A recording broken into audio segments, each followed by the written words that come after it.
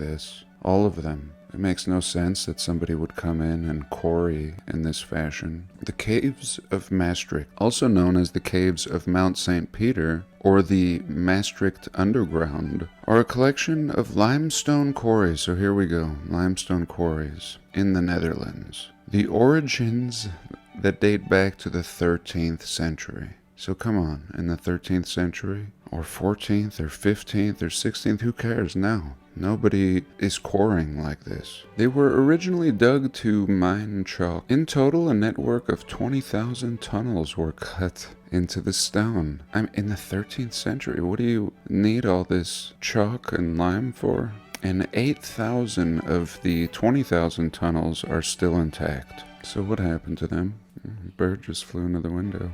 And just look at this city. Alright guys, did y'all hear that little section? The little section where he said a bird just flew into the window. Right after he gets through talking about these limestone caves named after St. Peter. And this video is for Uncanny Deduction, Christoph in particular. Specifically for him, I'm just pointing this out.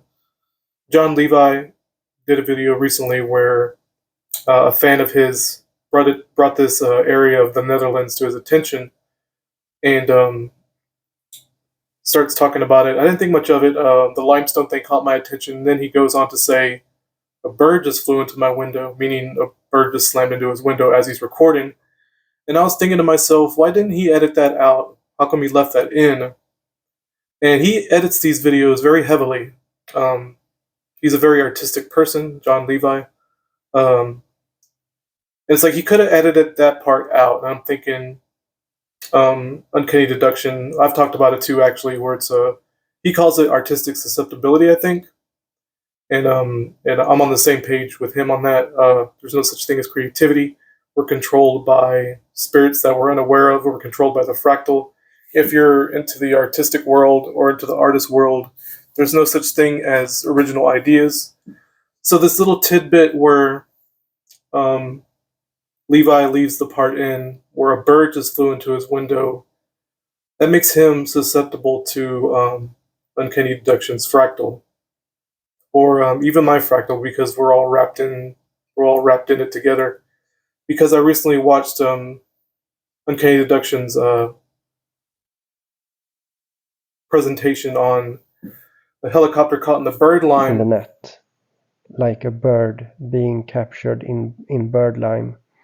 The bird is captured in the birdlime. The Holy Spirit is captured. This was in a Spider-Man trailer before 9/11, where Spider-Man keeps a helicopter from crashing using a giant web.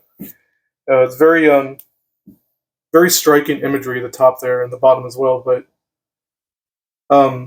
so a bird flew into JonLevi's window, and this is what I immediately thought of. Something about what he was talking about caused that to happen.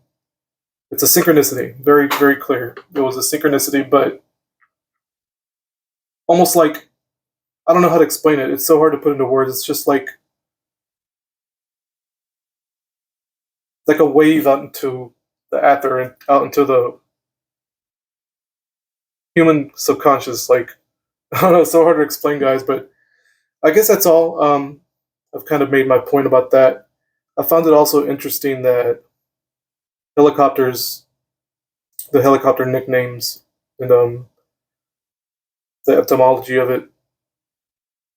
Uncanny Deduction has been over this already, where the helicopter is a helix spiral. And, the nickname for it was Whirlybird. The United States military has all kinds of nicknames. I've also heard it be referred to as a ghetto bird in certain rap videos and rap songs.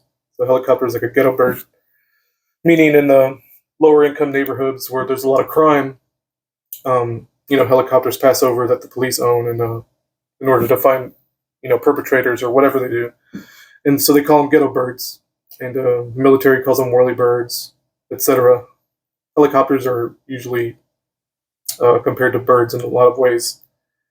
Not just the fact that they fly, but the way they the mechanics of it. I'm not going to get into that. It's not important. Anyway, that's all for me, guys. You have a great day.